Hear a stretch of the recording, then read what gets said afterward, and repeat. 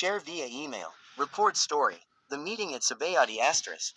And remember, Luffy, never get off your cloak, so that nobody recognizes you, Hancock advised him, while waving goodbye.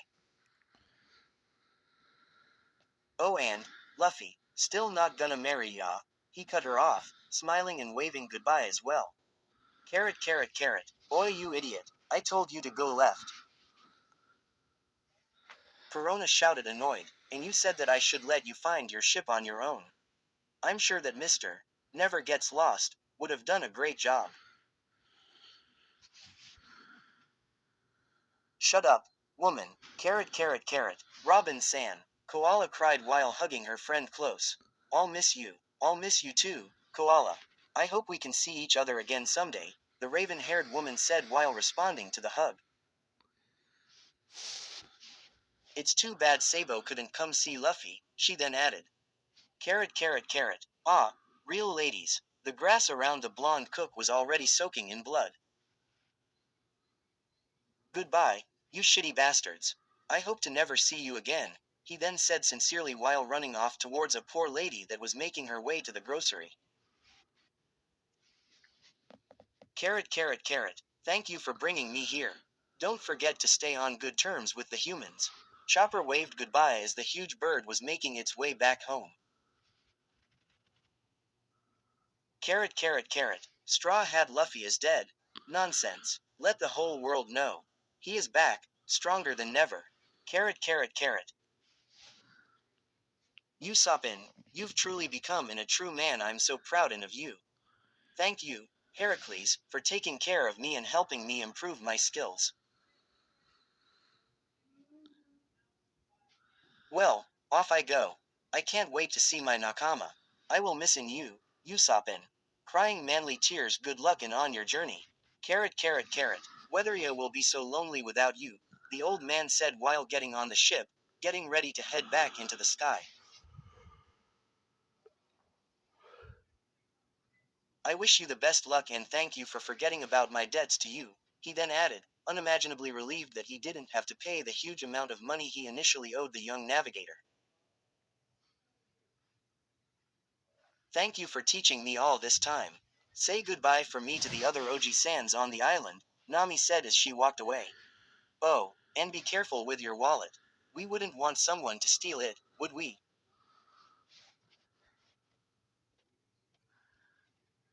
When poor Haridas realized what she meant, the sly thief was already far away, proud of her little trick. Carrot carrot carrot, boy, Sonny, it has been a super long time hasn't it? I'm so glad that you are unharmed, but still, not even a single scratch. I'm sure there were good people guarding you. Now, to add some new weapons and get you ready for the new world. Carrot carrot carrot, soon after, the crew met at the ship. Everyone was smiling brighter than never, even Zoro, thing that was kinda weird. Even so, the atmosphere didn't change. As soon as Sanji and Zoro saw each other they started fighting. Chopper and Usopp stared amazed at Frankie's new body with star-shaped eyes. Brooke immediately asked Nami to show him her panties so she hit him while Robin was watching the whole show, relived that things were just the same. Promoted stories. You'll also like Masker Shadow, One Piece. Fanfic. OC 3749, a girl who was born in the world and neglected by her family, and constant bad childhood experience and bullied led the girl into hatred of pirates, loathing them in Beck. Starlight Heart Trafalgar Law X Reader 6.7K101. The photo goes to all the rightful owners. You lost your crew but Law was there to save you and helped you recover. You finally met Law once again. You didn't wanna be. The last one, One Piece X Reader 71K 2.7 Note. Rewritten version of En Quad. She'll become the strongest En Quad, Exiomir D. YN, once a respected Marine, now infamous as the mastermind behind the judicial massacre. Daughter of the Sea, One Piece 27.5K1 Kyo. Are invited to read the tales of the woman who would soon rule the hearts of many in the seas alongside the Strafut pirates.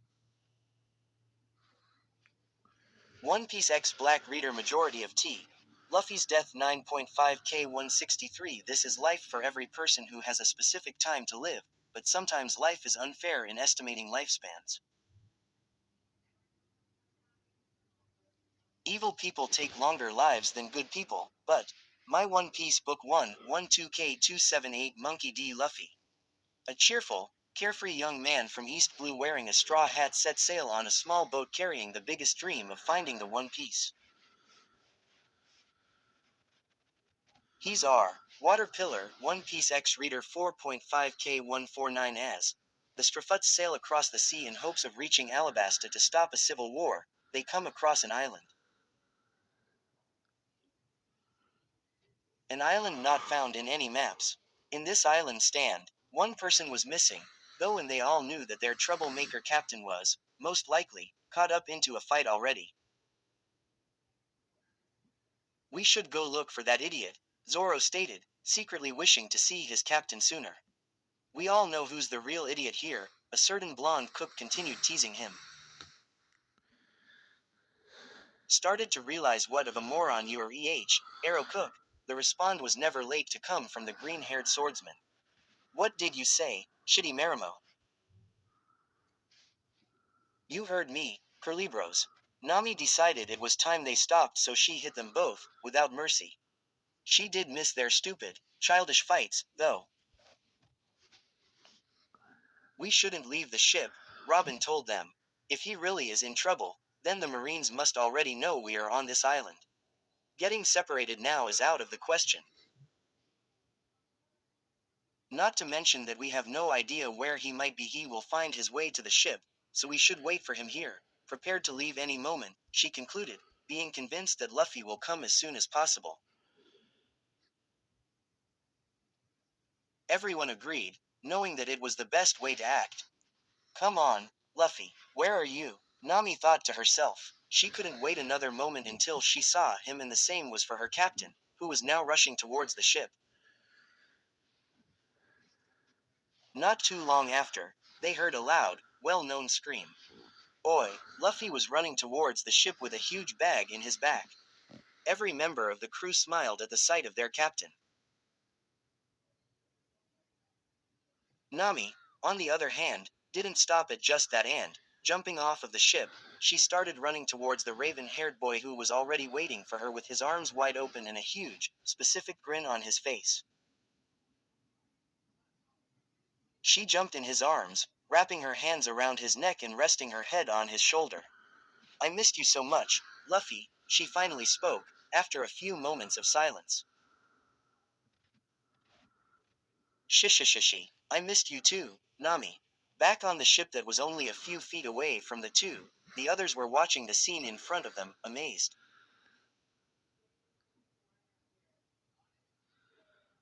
Sanji was the only one who was crying in a corner of the ship.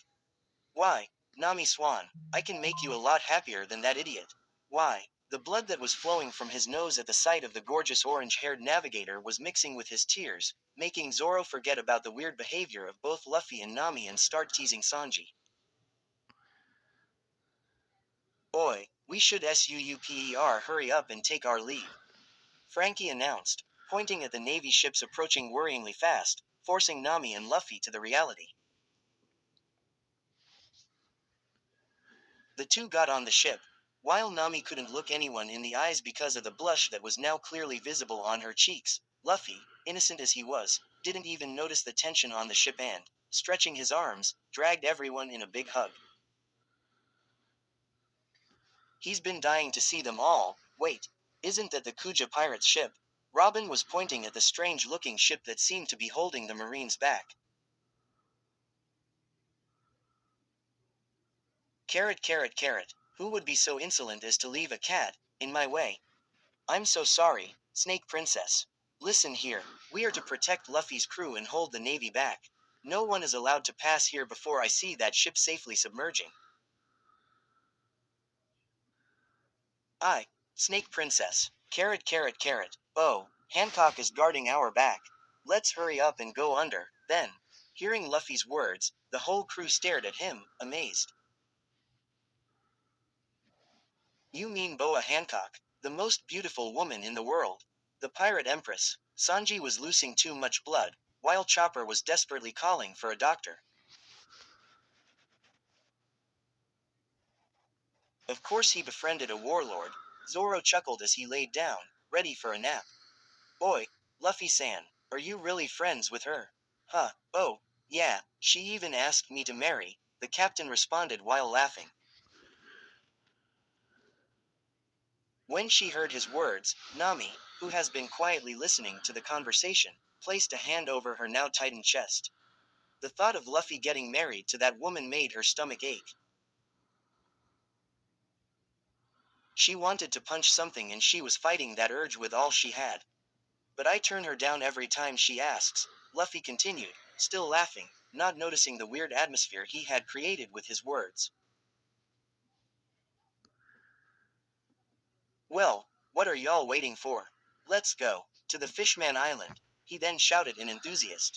Nami, a little bit relieved that Luffy's innocence kept him out of the unwanted marriage, took the initiative and soon, the ship found itself completely under the water. They were all fascinated by the beauty of the underwater world. The sunlight could still reach them as they weren't that deep down yet, so they enjoyed the view to its fullest. After half an hour or so, the crew noticed that it kept becoming darker and darker to the point that they weren't able to see anything outside the ship. As it was getting colder with any minute that passed, they all went inside to put some winter clothes on. When she got out of her room, Nami found herself alone on the deck. From the smell of the food she could tell that Sanji was already in the kitchen, cooking. Luffy was, most probably, watching while trying to steal some of the meat.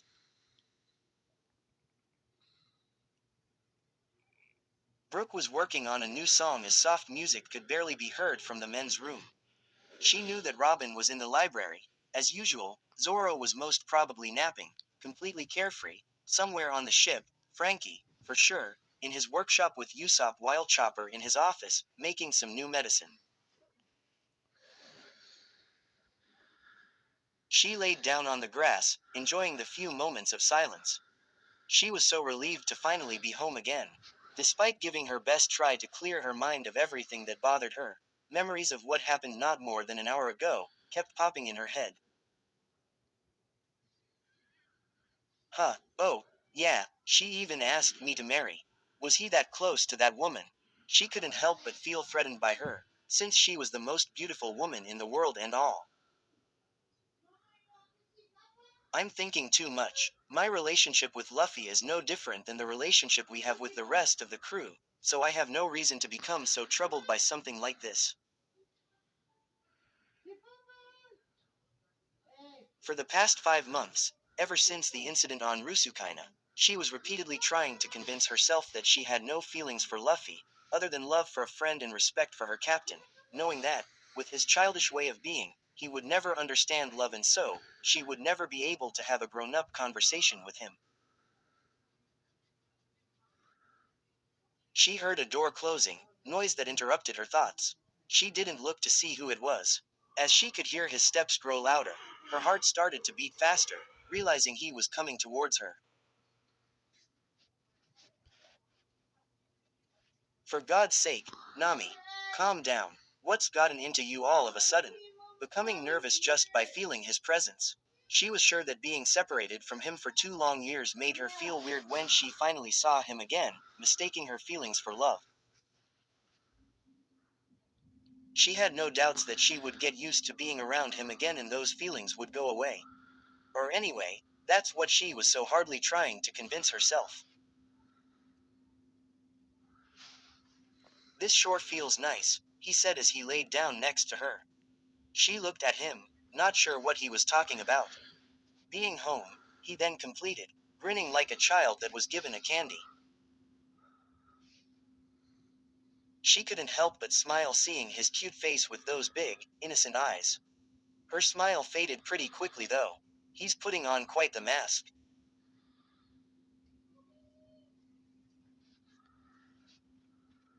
She knew he was still suffering after his brother's death. The person you loved most sacrificing themselves so you could live on and fulfill your dreams isn't something you could easily forget. Noticing her sudden change in attitude, Luffy looked at the orange-haired girl, worried. Nami, are you alright? Huh, I shouldn't bring up his brother in this conversation.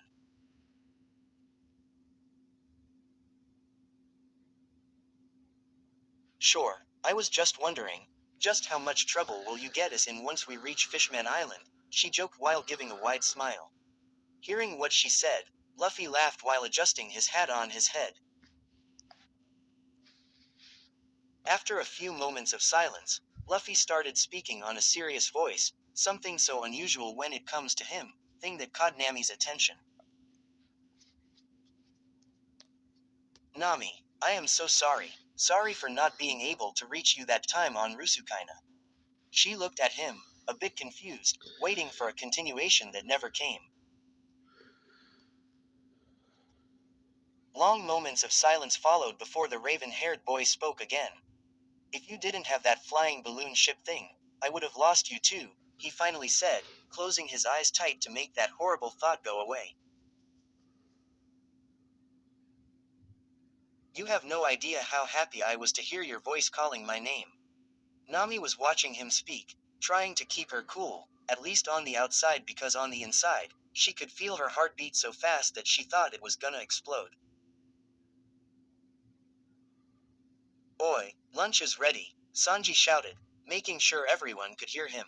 Food. And that's all that was of the serious Luffy, as he was the first one to get up and rush to the kitchen.